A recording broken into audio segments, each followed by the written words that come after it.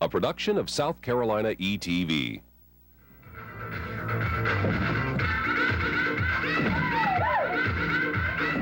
In the early 1980s, the fitness craze was born, and with it came the popularity of aerobics. You'll see mostly women in aerobics classes. Many find this form of exercise a great way to firm and tone their bodies. But some women want to take their bodies several steps further.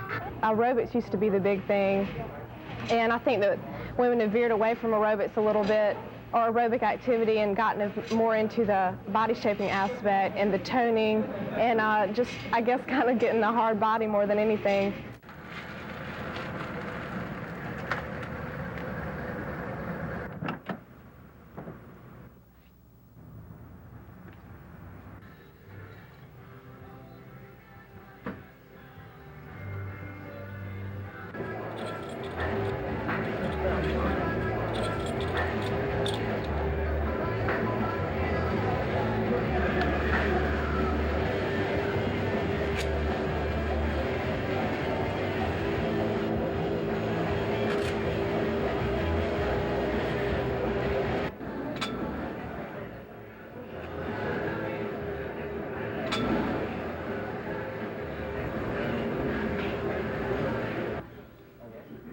My name is Kim Schuler, and I'm a bodybuilder.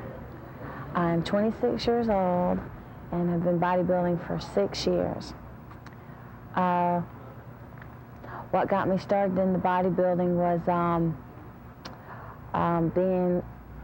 being interested in the weight program when I was in high school, and we used to lift weights a few times a week when I was preparing for gymnastics. And that's what Kim Schuler, a Columbia, South Carolina resident, has done.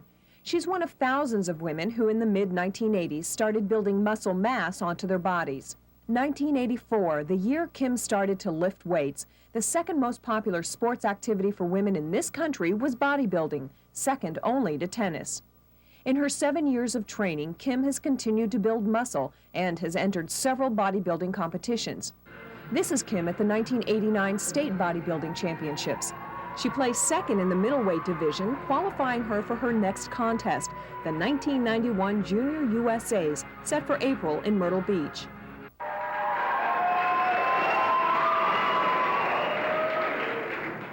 The capital city's bodybuilding contest is held each spring in Columbia.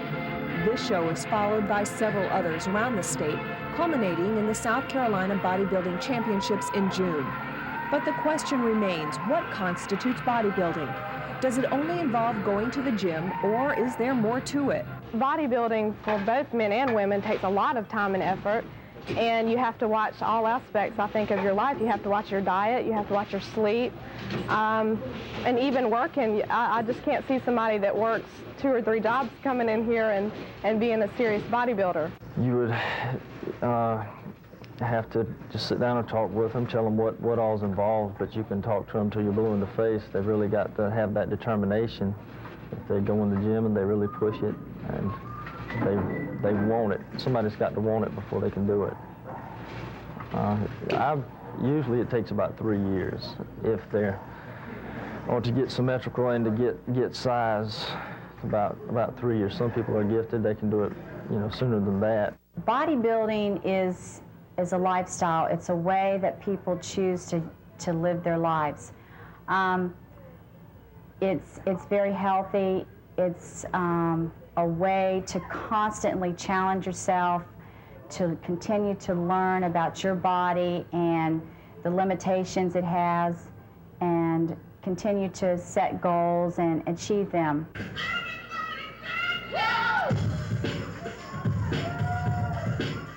Female bodybuilding has been plagued by negative attitudes toward the sport.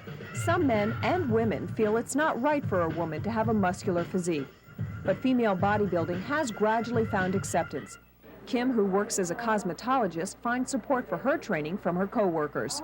Some of them think that it's crazy. It depends on who you ask. I had one of my male clients that came in one day, and he said, Kim, he saw some pictures of me from my last contest, and he says, I don't find that attractive whatsoever. And I laughed at him, and about 3 months later, I had on a nice outfit that complimented my body, and you could see some of the skin on my body. And he thought that I looked quite nice. Bodybuilding takes dedication. Perhaps one of the biggest challenges is finding the necessary mental skills, along with building physiques. Despite months, even years of training, the ultimate outcome of whether those years of work will pay off rests in the decisions of the judges. A panel of men and women, all with a thorough knowledge of bodybuilding, will look some more, and do more looking until they make a final decision. It is the function of each judge to be able to determine who is the best total package on that day in that particular lineup. Give me a bend, double body to the knee, like give me more bend and a little wider base. This is Beth Schutz posing for her husband Robert. During Beth's training for an upcoming contest, Robert is there to lend his support. And it's this support from family members which is so vitally important to bodybuilders, especially as contest time nears. I've always enjoyed working out, but I spend a lot more time away from home and my family. I usually get up about 5:30 in the morning and go into the gym pre-contest. I'll work out before I'll go into work. I'm a physical therapist. And then after work, I'll go back to the gym and do some aerobic training and do some tanning. So I might not get home in the evening to see my husband until about 9:30, 10 o'clock some nights. Yeah, it's definitely worth it. You know, they get their time on stage, and it sure makes you proud. You know, I try to be her #1 best fan. I get to come out here and take pictures of her in her posing suit wherever I want, and that's what I get for putting up with everything else for the last 3 months, is I get to take the pictures, and I get to set them on my desk at work, and when people say, hey, is that your wife? And I say, yeah, and they say, oh, you only find women like that in magazines. It can't be your wife. That's kind of my reward for the whole thing. Looking good. Let's go. Good. Give me a few more. Come on. Nancy and Jim Porter are a team. As she prepares for the South Carolina Bodybuilding Championships, Jim's been with her every step of the way. Well, I usually go with her every day she works out. Sometimes I can't make it, and I kind of, you know, tell her exactly what exercises I want her to do, what body parts she should be doing. Well, most of all, he supports me. We work out every day. He goes with me every day. He helps me with the exercises, the training. He helps me with my diet. He prepares my food. And he's just, it's a lot of moral support that my whole family gives me, and that's what I need, because I really don't think I can make it without him.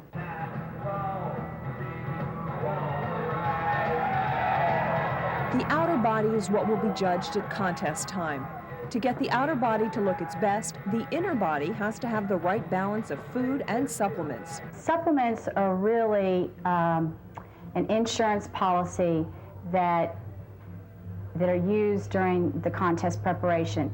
You're dieting very strictly, and they can assist that process by assuring that the body's getting all the nutrients that it needs, especially during the stressful training. The main reason we take that is for your vitamins and minerals. I think that with the weight training program that you need that extra vitamins and minerals, that you're not going to get it all out of the food. They're working all the time to try to make the supplements better and better to meet the bodybuilder's needs. How much, say, is it going to cost per year to do these supplements for your bodybuilding? Per month, pre-contest right now is costing about $320 a month. So you're talking probably over $2,000 a year on supplements. Is it worth it? I think it is. What's some other things you might fix for lunch when you're getting close to a contest?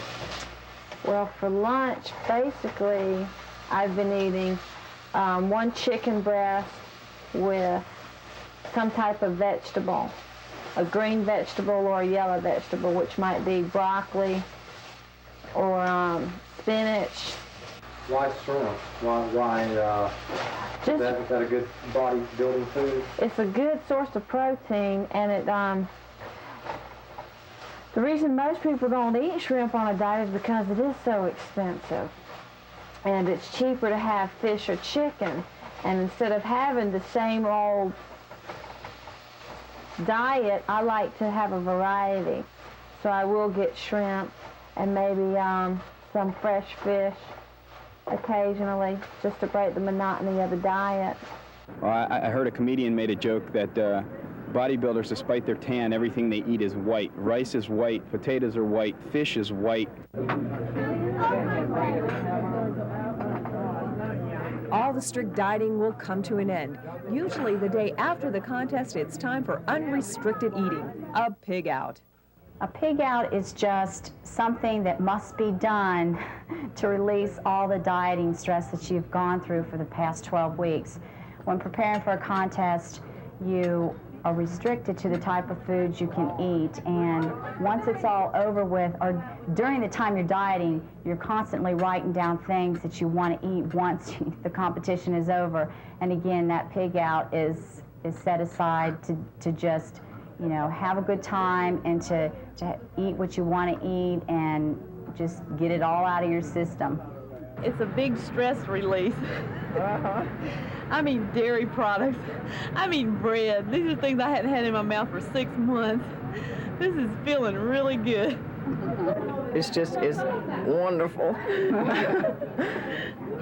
Just like Anna said, it's a stress relief. It's a lot of stress. What's some of the foods that you're eating now that you couldn't touch, say, 2 days ago? The dairy products like butter, dressing, bread, tea, just everything. Everything that I couldn't have, I can have now.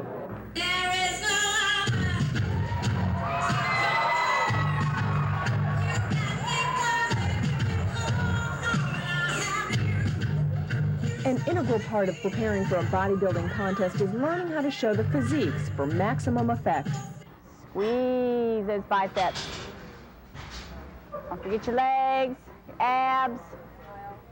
Smile. Good, looking good, looking good. We're learning in this class how to project the 7 mandatory poses that each athlete will be judged upon. It's also used as a time for the coach to assess the physique, point out weaknesses in the posing, in each individual's posing technique, and continually help them present their packages more professionally.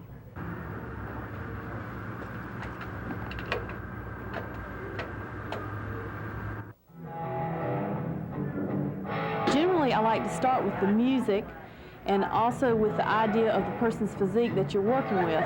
If you have girls in general, you have to look at them on the aspect of size, really. A real small girl, you probably wouldn't want to pose with a hard rock song, heavy metal, something like that. You would want to complement the physique with the mood of the music. And the person generally has a feeling for that also. So you listen to several different cuts of music and play around with it a little bit. And then when you get it narrowed down to a couple of songs, you take your basic poses, your mandatory poses, and you choose ones that are the best for you. You use the best side of your body from the best angle. And then you take those mandatory poses and you might modify them somewhat, add a little flourish here and there, string them together in some kind of logical order where you move back and forth across the stage, present yourself from front to back, to side, and you just have to put that into some coherent order, and then you have to see how it goes along with the music, and you may change it a little bit after that.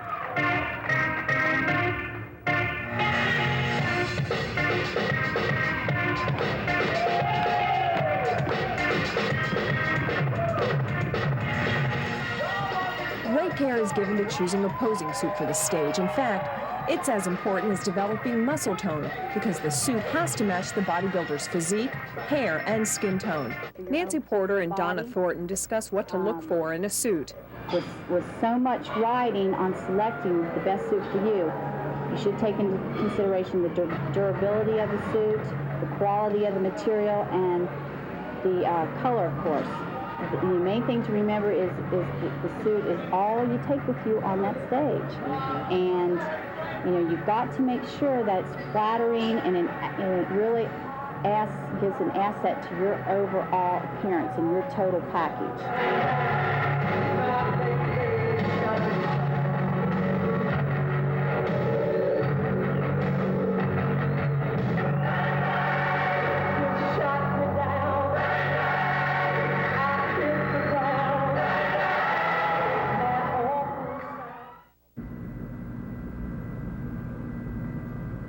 When Marianne gets into a tanning bed, she does it to darken her skin.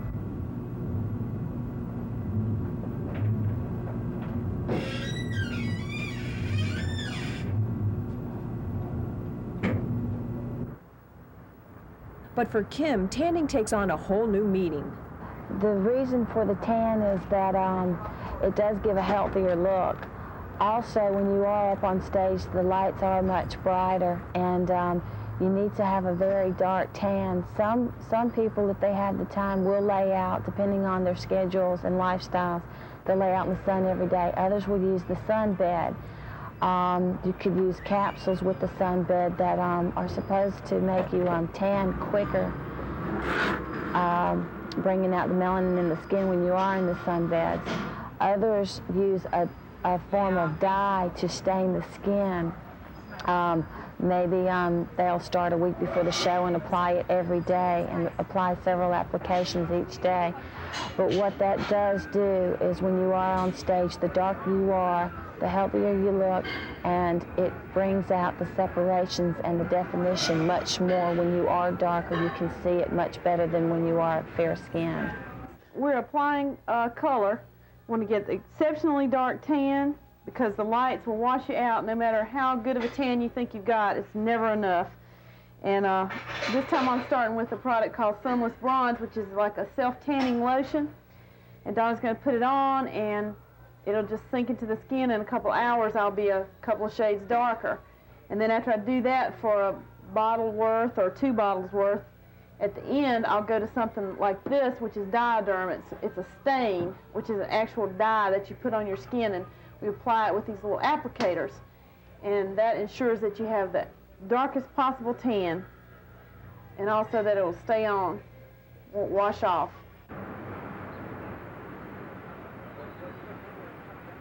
It's Friday afternoon, just one day before the competition, and all the participants have to weigh in to be certain they're still within their weight class.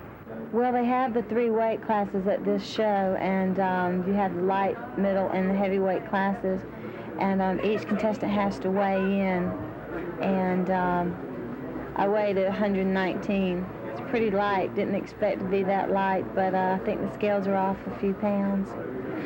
If you are a little bit light, how might that affect your performance in the contest? It'll be better than being too heavy. I gotta eat. Now it's Saturday morning contest day, and the participants have gathered in the pump-up room. Pump-up room is an area set aside for the athlete to do the final preparation, the last 15 minutes readying their bodies before stepping on stage and being judged by the judges. During that time, you do several things such as warm the muscles up, try to improve the vascularity of the body, oil the body, make sure that your suit is straight, your number's on, your hair, all the last-minute detail things are done in that particular area.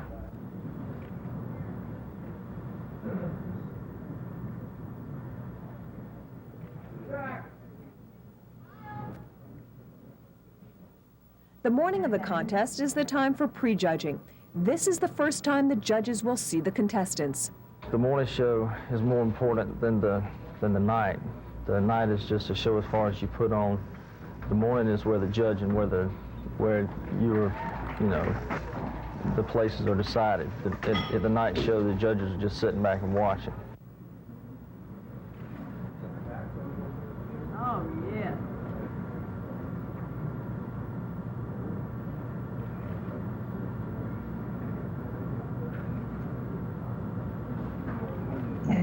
As the contestants are doing their routines, Kim has a problem. Her veins are not showing, and in bodybuilding, vascularity is important in highlighting the body. My vascularity wasn't coming out, and I felt like I needed some salt, so I was running around asking everybody if they had some table salt so we could stick it in my mouth so we could see what the salt would do. Usually the salt with the high sodium will cause the body to add heat to it, and it can, if you've got the vascularity, it will make it pop out, and we thought that would help. But we couldn't find it, so anyway, it was a state of panic. But we were running really far behind schedule as far as the bathing suit and oiling up and all that stuff. So I was in the downstairs bathroom, and I took a dash to the upstairs pump-up room, and when I got up there, we had 5 minutes to pump up, and automatically that kind of took the cake there, and I was so rushed I wasn't even nervous to go out on stage. Either side to side chest. Okay. That quad. Good. Yes, all right. And relax. Face the rear. Contest night, and the participants file back on stage. In the Junior USAs, only the top 5 from each weight class from prejudging do the routines for the night show.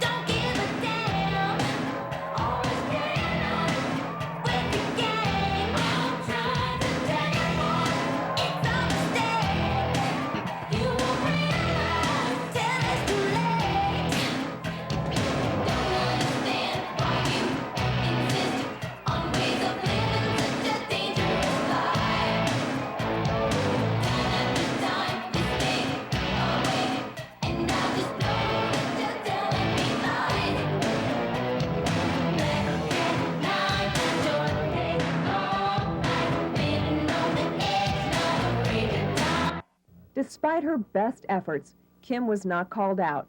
She had placed 8th. There was 15 women in my class, and I was called in the second round, so I knew that meant that I made the top 10. So at that point, my confidence was boosting back up. But I knew that I was off, so I knew I didn't make the top 5, but I knew I was in the top 10. So that made me feel much better about the whole outcome of the contest. The women in the contest were unbelievable. Everyone was in great shape. It's the hardest and most complete set of bodybuilders I've ever been up against. All the girls were in phenomenal shape. As far as how I did, I think that it's the best that I could have done for this length of time that I dieted and put into the training part.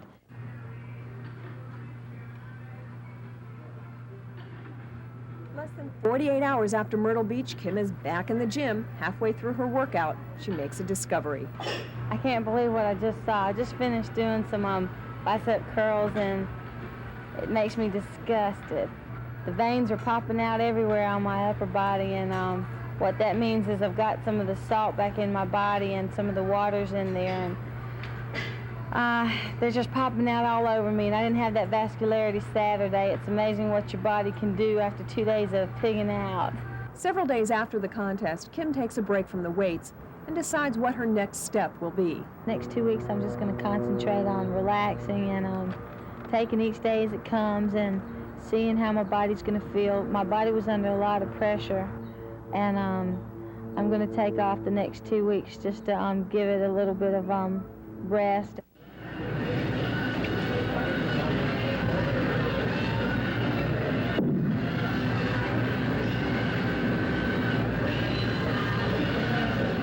Mary Ann works out almost every day. Visits to the gym help to keep her body toned. She says there's a difference between women who lift weights to build muscle and those who lift weights simply to stay in shape. Kim is probably a little more serious. She puts probably a lot more time in it than I do, or that someone else that works out seriously would. I think that we've learned that when you pick up a weight, that doesn't mean you're going to look like Arnold. When women pick up weights and start working out with them, it actually shapes them instead of, it doesn't necessarily add mass.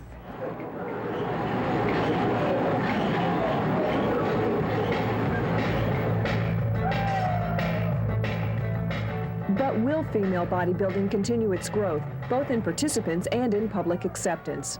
I believe that the public has began to accept some of the women bodybuilders more so, since it has been around for several years now, and there's more women that are doing it, and they're trying to become a little bit more muscular and more toned and fit into this area.